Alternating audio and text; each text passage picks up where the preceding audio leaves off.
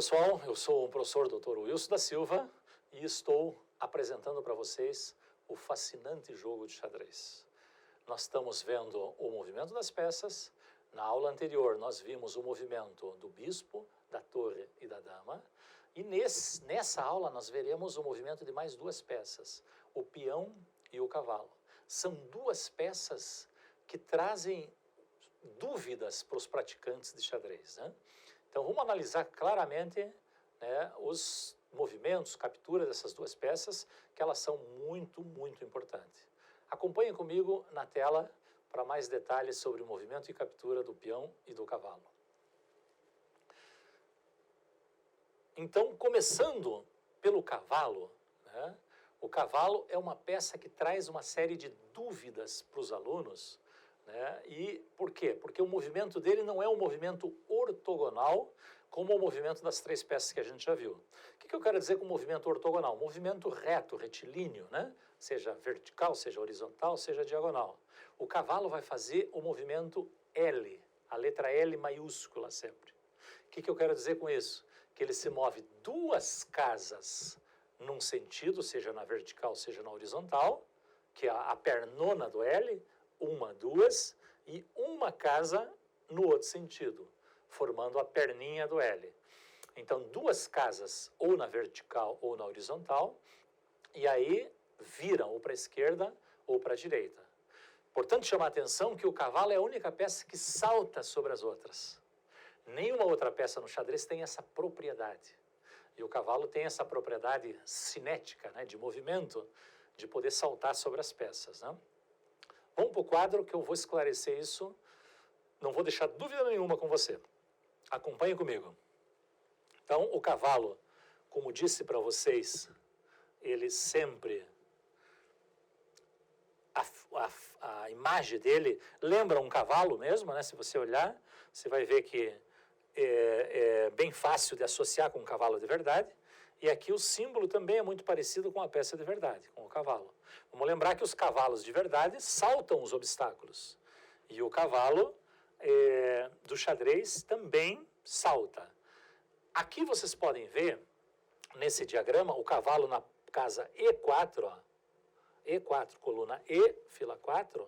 Como é que é o movimento dele? Ele anda uma casa na coluna aqui, uma outra casa na coluna, e aí vira para a esquerda ou para a direita. Se virar para a esquerda, ele vai parar aqui.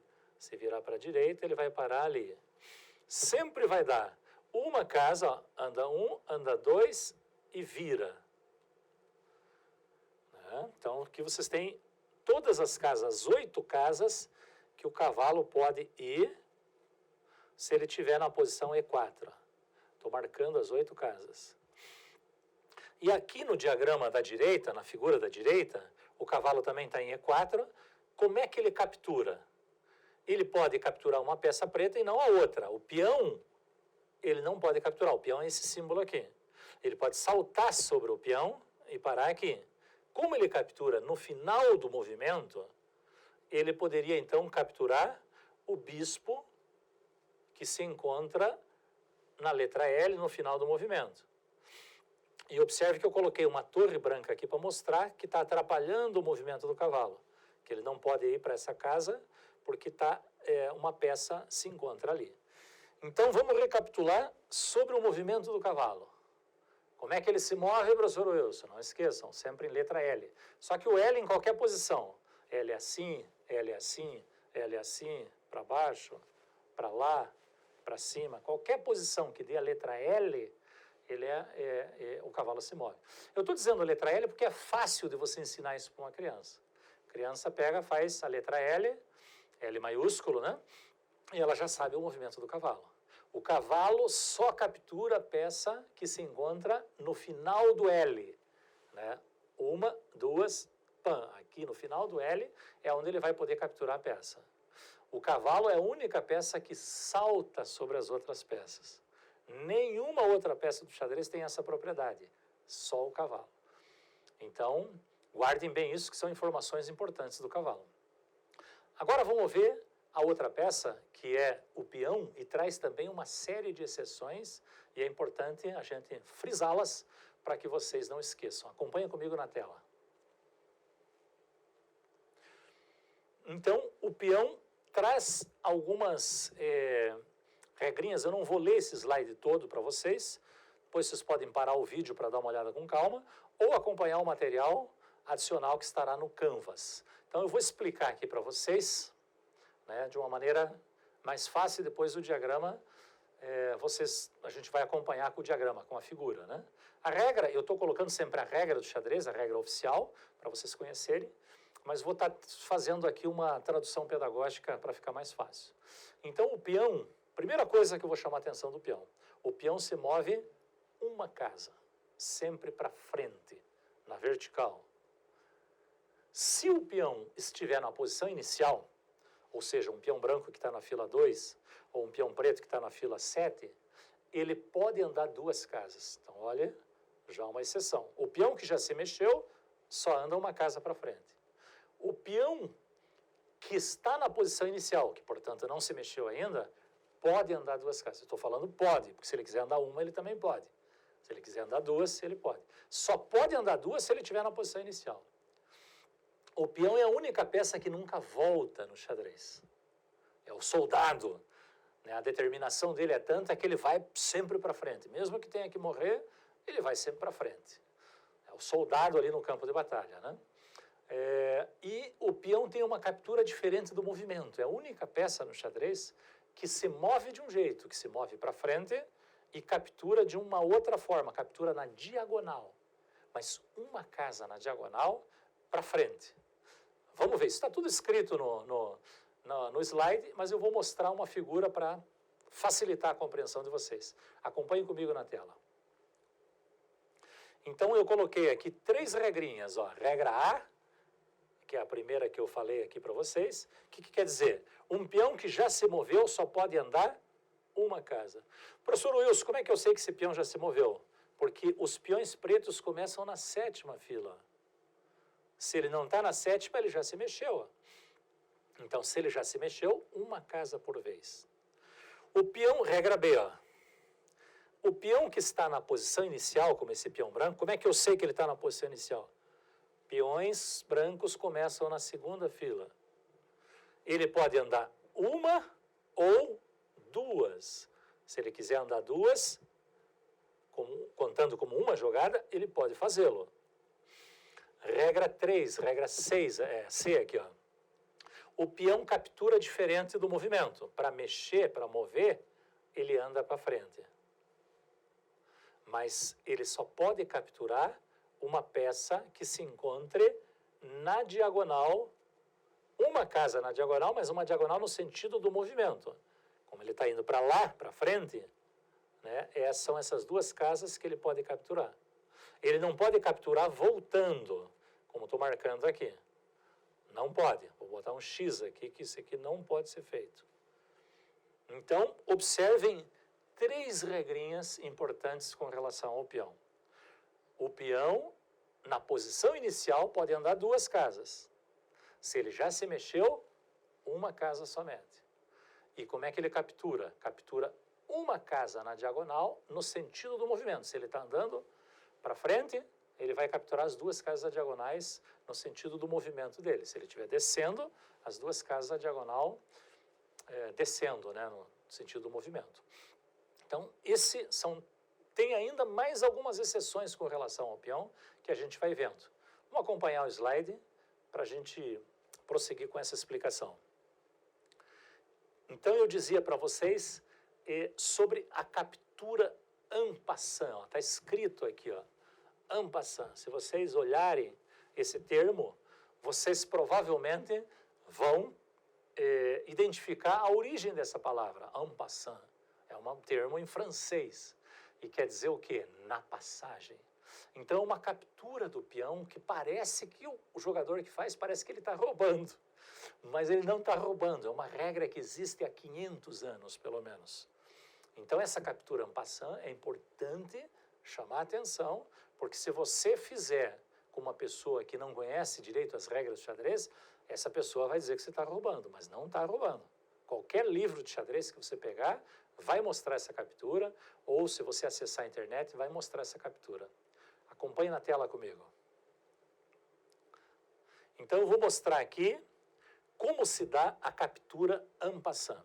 Observe que eu tenho um peão branco na casa D5. E eu tenho um peão preto, ó, o peão preto, na casa C7. O peão preto em C7 está na posição inicial. Se ele está na posição inicial, ele pode andar 2 casas, foi o que eu falei anteriormente. Ele pode andar 1 casa ou 2. Se ele andar 1 casa, vocês já sabem que o peão branco pode capturá-lo, porque o peão captura 1 casa na diagonal. O en passant acontece quando esse jogador que está com o peão preto avança 2 casas, pensando que está escapando da captura do peão branco. Mas ele não está escapando porque ele será capturado en passant. Vou até escrever aqui, ó.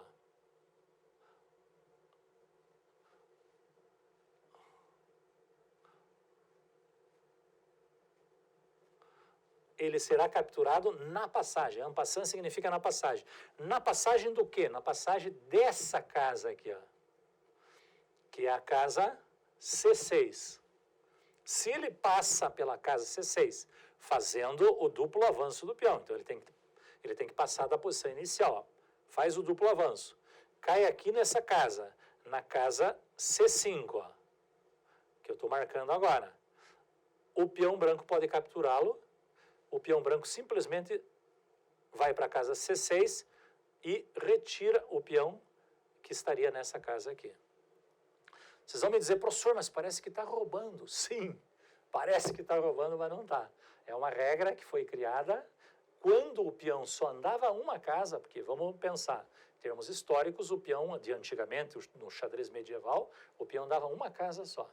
Quando ele andava 1 casa só, não tem sentido ter en passant, porque sempre que 2 peões estão em colunas adjacentes, seja em colunas juntas, vizinhas, sempre vai ter uma possibilidade de captura. Quando surge a captura en passant, surge uma distorção no xadrez. 2 peões em colunas adjacentes, em colunas vizinhas, um peão passa pelo outro sem ser capturado, como nessa posição que eu acabei de mostrar no quadro. Para corrigir essa distorção, esse problema, cria-se a regra en passant, e aí o jogador, né, das brancas, como a gente viu no diagrama ali, mas poderia ser as pretas também, pode capturar o peão como se ele tivesse passado por como se ele tivesse avançado 1 casa somente. Acompanhe no quadro comigo mais alguns detalhes sobre isso. Outra coisa importante para falar sobre o peão é o que a gente chama de promoção. Mas o que é isso, professor? Promoção? Promoção do mercado? Não. Promoção no sentido de promover uma peça. No sentido de uma peça que tinha um valor X, que ela possa se tornar mais valiosa. Existe isso? Sim, existe isso. Mas só ocorre com uma peça, e justamente com o peão. Veja no quadro ali comigo, ó. Então, promoção. O que é a promoção?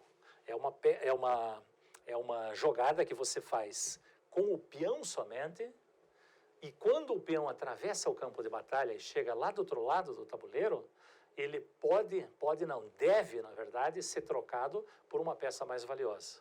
Só o peão. Pense que o peão é o soldado na batalha, né? Ele tem a função de ser a infantaria. Então, quando ele atravessa o campo de batalha sem morrer, ele deve ser condecorado, deve ser promovido. Mesma coisa, então, no xadrez. No xadrez, o peão chegou lá do outro lado, você tem que trocar ele por uma peça mais importante. Por que peça, professor? Aí você pode escolher qualquer uma dessas 4 peças. Ele pode ser uma dama, ou uma torre, ou um bispo, ou um cavalo. O que ele não pode ser? Ele não pode ser rei, porque rei você só tem um, e ele não pode continuar sendo peão. Se é uma promoção, ele tem que ser transformado numa peça mais valiosa. Vejam ali no quadro que eu estou explicando isso com uma figura. Então, o peão branco, ó, vamos imaginar que ele saiu aqui da casa G2. Foi andou 2 casas, depois andou uma, e chegou lá na casa G8. Chegou do outro lado do tabuleiro. Nesse momento, contando como a mesma jogada. Quando ele chegou aqui, a jogada não terminou ainda. Eu tenho que trocar por uma dessas 4 peças, da mesma cor. Geralmente o jogador vai escolher a dama, que é a peça mais poderosa. Mas pode ser que você precise escolher uma outra peça por uma situação tática específica. Da mesma forma as pretas. O peão preto, vamos imaginar que ele saiu de B7. Saiu daqui, foi andando, andando, andando e chegou na casa B1. Ali, nesse momento, eu tenho que trocar por qualquer uma dessas 4 peças, né? Geralmente é a dama, a gente escolhe, mas pode ser torre, pode ser o bispo ou pode ser o cavalo também. Então, essa é o movimento de promoção, o que é um movimento muito importante, porque pense, se você consegue chegar com um peão lá do outro lado, você pode ter 2 damas. Pode isso, professor? Sim, claro que pode. Todo peão que chegar do outro lado, você pode pegar uma dama. Mas não tenho que pegar uma dama quando ela foi capturada? Não. Você pode ter a tua dama no tabuleiro, chegou com o peão do outro lado, e você quer mais uma dama. Vou ficar com 2 damas? Sim, vai ficar com 2 damas. E o adversário vai ficar com uma.